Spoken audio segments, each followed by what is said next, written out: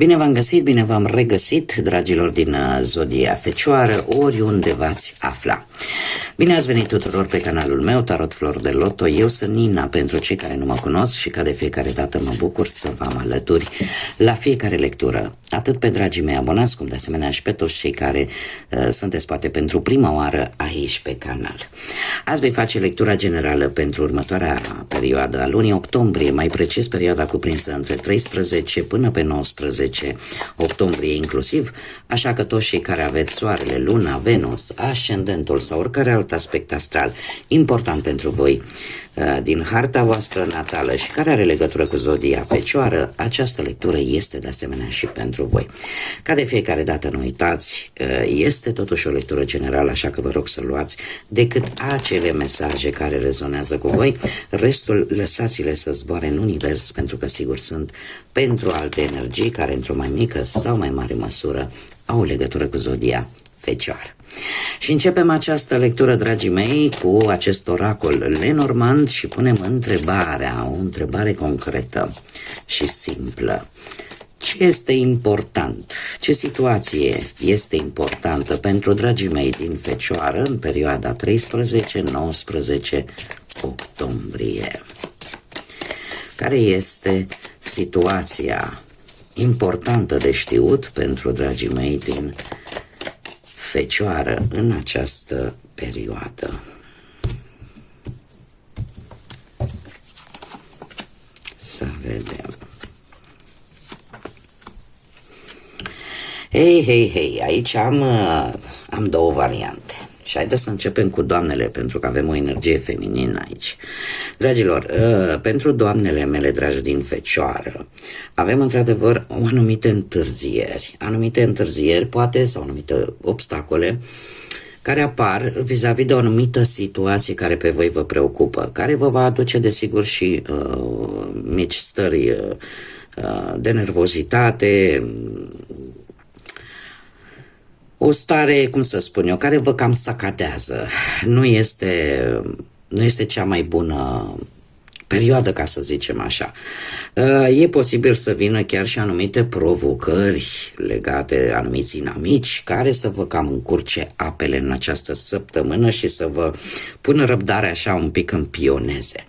Acum, revenind la partea masculină, pentru domnii mei din Fecioară, trebuie să vă spun că există într-adevăr o energie feminină care o să vă facă zile fripte, ca să zic așa, care pot contribui de asemenea la întârzieri, la anumite provocări, la anumite situații care să vă aducă această stare de stres. Există aici și cineva, tot pentru domni, probabil că o energie feminină destul de încăpățânată, care nu cedează foarte ușor. Iar asta și vouă, desigur, o să vă cam pună răbdarea în pioneze, așa, să vă țină un pic stresați în această săptămână. Acum, haideți să vedem ce ne spune tarotul. Să vedem ce vine pentru dragii mei din Fecioară în perioada 13-19 octombrie, atât pe plan profesional, financiar sau sentimental.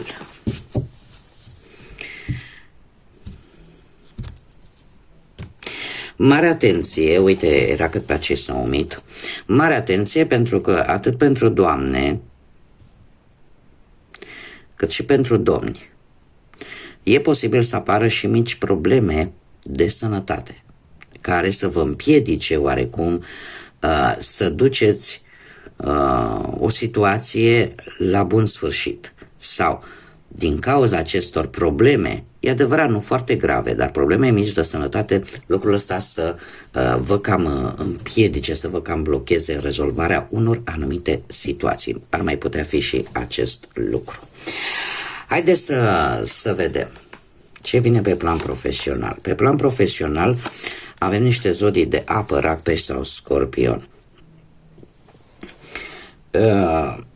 Nu știu, pentru cei care poate aveți un ascendent într-o zodie de apă, cum am mai spus, Rac, Pești sau Scorpion, Cumva, chiar dacă în această săptămână veți fi destul de stresați, aș spune, pentru că veți avea multe lucruri de făcut și veți încerca să le faceți față la toate, de multe ori lucrul ăsta îl veți face în detrimentul propriei voastre bunăstări, atât fizice cât și mentale, da? Pe ideea că trebuie să dea rezultate, pe ideea că chiar dacă va dura ceva timp, cumva, în sfârșit, cândva, în perioada imediat următoare, veți începe să vedeți rezultate pozitive, cel puțin asta este planul. Dar, așa, per general, cu acest rege de cupe aici, există...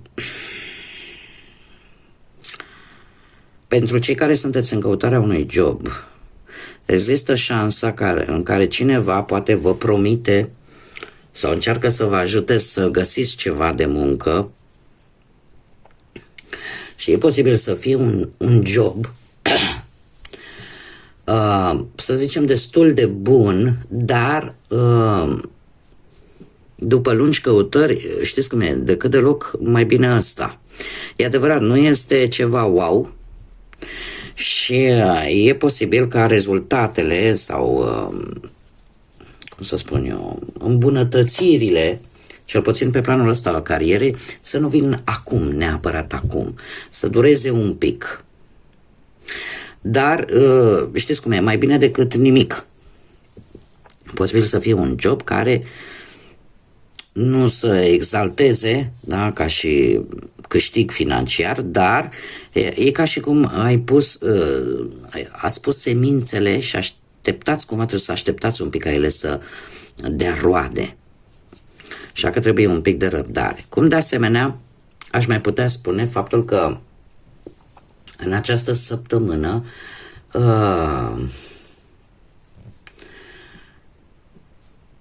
așa, per total, unii dintre voi aveți un soi de nerăbdare, cumva, parcă nu vă mai place să pierdeți timpul acolo unde nu prea vedeți voi rezultate. Și veți fi puși, tocmai pentru că va fi această supraîncărcare de responsabilități, de foarte multă muncă, mai ales fizică, vă va pune în situația în care să încercați să delimitați anumite situații legate de cariera voastră unde nu vedeți rezultate sau unde există șansa ca pe viitor totuși să apară și rezultatele bune. E și un soi de teamă, o teamă de a nu fracasa, de a nu da greș, dar eu trebuie să vă spun că sunteți mult mai puternici, mult mai încrezători și există șanse ca anumite situații destul de greoaie din viața voastră la nivel profesional să înceapă încet, încet să cam dispară. Așa că nu vă pierdeți încrederea. Mergem mai departe pe partea banilor. Pe partea banilor nu știu dacă sunteți hotărâți. Dacă sunteți hotărâți sau încă vă gândiți, mai degrabă aș spune. Încă vă gândiți să faceți o călătorie, dar este într-adevăr o călătorie importantă, dar care, desigur, necesită o anumită sumă de bani, pentru că e legată de partea asta a banilor. Eu aș zice că încercați cumva să găsiți ajutor în altă parte. Nu știu, e o situație aici pe care voi vreți să o rezolvați, pentru că șasele de spade, de fapt, chiar dacă ne arată drumuri, dar ne arată că toate grijile, toate problemele la nivel mental le luați cu voi, tocmai pentru a le găsi o rezolvare și pentru a căuta acea soluție de a le rezolva. Este adevărat, avem și arcanul major Luna, avem zodia Pești, poate sau nu să vă spună ceva pe planul ăsta financiar, dar această carte, în mare parte, bun, ne vorbește de intuiție.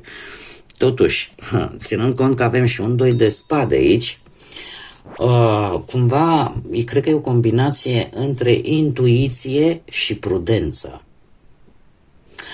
Între intuiție și prudență în momentul în care trebuie să faci o alegere. Iar această alegere nu este una tocmai ușoară. De ce? Lucrurile nu sunt foarte clare pe partea asta a banilor. Voi, într-adevăr, sunteți într-o perioadă în care gândurile voastre sunt în alertă maximă, ca să zic așa. Din punct de vedere mental, sunteți destul de, cum să spun eu,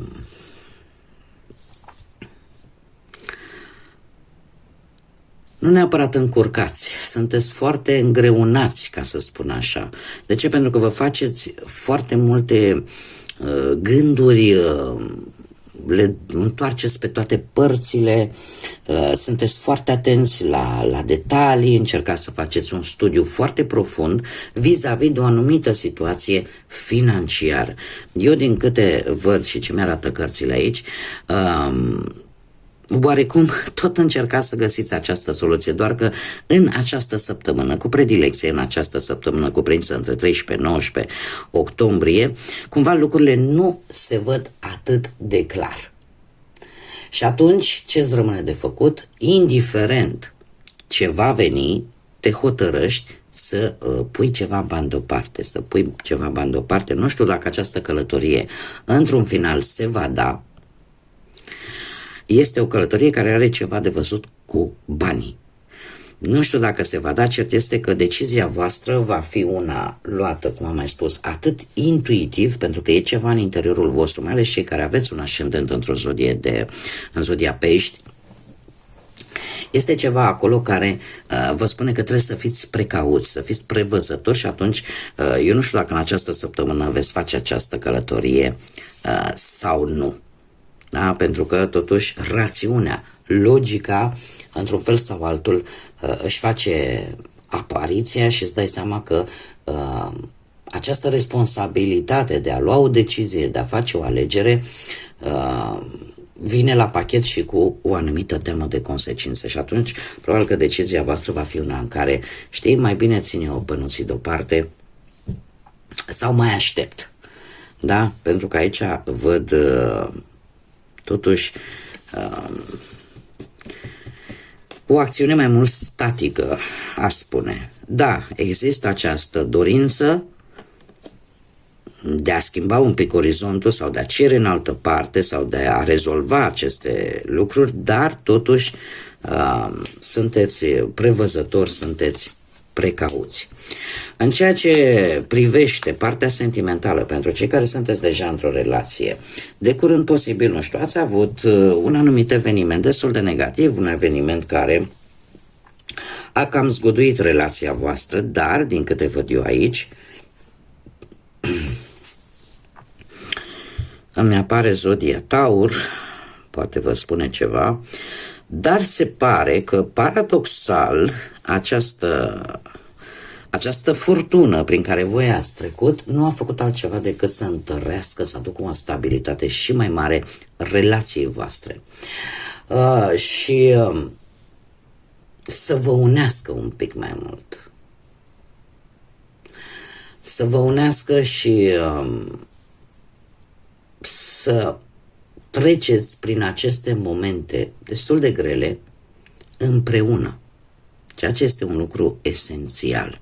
Este un lucru important. Faptul că avem și împărăteasa aici, asta îmi spune că, nu știu, pentru unii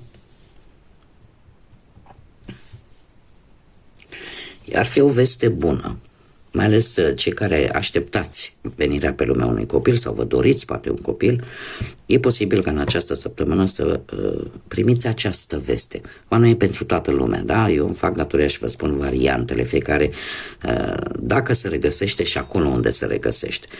De asemenea, dacă nu vorbim de acest aspect, cu venirea pe lume poate a unui copilaș sau cu aflarea de o sarcină, putem vorbi de situația în care sunteți mult mai atractivi și aveți mai multă grijă de voi, tocmai pentru că există un anumit magnetism, există, cum să spun eu, o anumită atracție între voi, ceva se întărește în această săptămână după mare atenție, după acest turn, după această furtună, după această situație aparent negativă. Eu v-am mai spus, turnul într-adevăr este văzut de mulți ca ceva foarte negativ. Nu că nu ar fi, dar de multe ori se întâmplă, nu? Atunci când pățim ceva negativ, el vine cu un scop, să ne arate o realitate de care fugim sau să ne arate acolo unde poate mai trebuie să lucrăm sau acolo unde trebuie deja să fi renunțat de mult. Aici nu pot să știu exact ce s-a întâmplat, clar este că ceva s-a întâmplat, ceva v-a zguduit, dar paradoxal a adus cu sine ca relația voastră să fie mult mai închegată și atracția dintre voi să fie una mult mai mare. Mergem mai departe, haideți să vedem pentru cei singurei. Cei singurei, dragii mei dragi, avem doar arcane majore aici. Avem Steaua și Magicianul. Steaua care ne vorbește de zodia Vărsător. Acest 3 de monede, aș spune că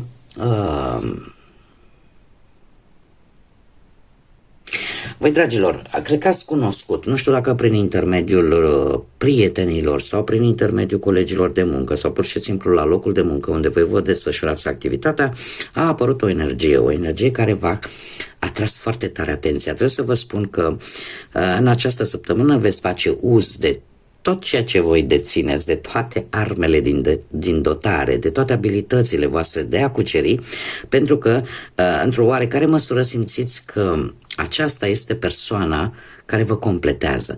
Steaua ne vorbește și de, cum să spun eu, de acea idee, de acea încredere pe care o ai în tine că îți poate reuși. Da? Poți reuși să atragi această persoană pe care mie deocamdată cărțile nu mi-o dezvăluie, poate să fie legată de zodia Vărsător sau nu.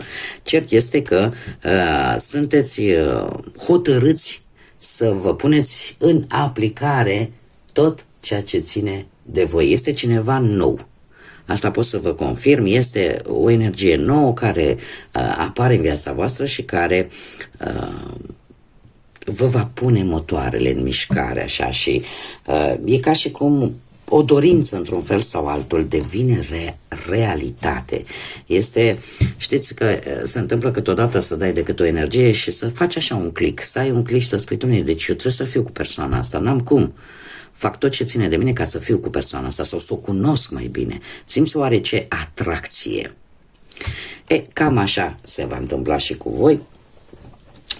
Și acum haideți să vedem ce mesaj important au de transmis fazele lunare pentru voi, dragilor, din Fecioară în perioada 13-19 octombrie. Care este mesajul important pentru dragii mei din Fecioară în perioada 13-19 octombrie? Ia să vedem. Se pare că un compromis va fi testat și avem primul pătrar de lună, un prim pătrar de lună. Nu avem zodie, nu avem nimic, decât această frază, că un compromis va fi testat în această perioadă. Ce înseamnă asta? Înseamnă că probabil, nu știu, sau o promisiune pe care voi ați făcut-o și cumva, nu știu, universul, karma, divinitatea te va pune la încercare să vadă dacă într-adevăr ceea ce tu ai promis, compromisul pe care tu l-ai făcut vis-a-vis de cineva sau vis-a-vis de o anumită situație, te vei ține cumva de cuvânt. Așa că probabil de acest lucru, trebuie să vă spun, de acest lucru va depinde următoarea perioadă pentru voi. Dacă se vor îngreuna lucrurile sau dacă pur și simplu se vor limpezi. Toate aceste aspecte vor ține de ceva ce voi v-ați compromis să faceți sau de o promisiune pe care voi ați făcut-o și cineva a luat-o în serios, a luat-o în calcul și a crezut în ea. Bun, dragilor, cam atât am avut pentru voi pentru această săptămână. Eu vă mulțumesc pentru prezență, ca de obicei, vă mulțumesc din suflet pentru like-uri, pentru comentariile frumoase, pentru distribuiri, pentru faptul că v-ați abonat. Suntem mult mai mulți în această comunitate frumoasă a florilor de lotus, așa cum îmi place mie să-i spun. Aștept cu mare interes pe toți cei care încă nu v-ați abonat. Dacă ați rezonat, dacă v-a plăcut, eu vă aștept cu mare drag aici să ne regăsim împreună la fiecare lectură. Această săptămână sper să fie o săptămână cât mai bună pentru voi, cât mai plină de înțelepciune, cât mai plină de multă energie pozitivă și de multă lumină în suflete și în gânduri. Până data viitoare, când ne vom reîntâlni, eu vă doresc tot binele din lume și, desigur, să fiți iubiți, dragilor.